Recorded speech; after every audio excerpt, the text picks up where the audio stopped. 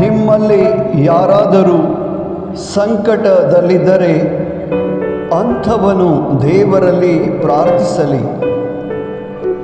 ಯಾಕೋಬನ ಪತ್ರಿಕೆ 5ನೇ ಅಧ್ಯಾಯ 13ನೇ ವಚನ. ಪ್ರಿಯ ಸ್ನೇಹಿತರೆ, ನಿಮ್ಮ ಕೊರತೆಯಲ್ಲಿ ನಿರಾಶರಾಗಬೇಡಿ, ದೇವರಲ್ಲಿ ವಿಶ್ವಾಸವಿಡಿ, ಪ್ರಾರ್ಥಿಸಿ. ದೇವರು ನಿಮಗೆ ರಕ್ಷಣೆ ನೀಡುವರು. ಪ್ರಾರ್ಥಿಸೋಣ. ದೇವ, ನನ್ನ ಕಷ್ಟ ಸಂಕಷ್ಟಗಳಲ್ಲಿ ನನ್ನ ಜೊತೆಗಿದ್ದು ನನ್ನನ್ನು ಸಲಹಿರಿ ಎಂದು ಪ್ರಭು ಯೇಸುವಿನ ನಾಮದಲ್ಲಿ ಬೇಡುತ್ತೇನೆ ದೇವ. ಆಮೆನ್.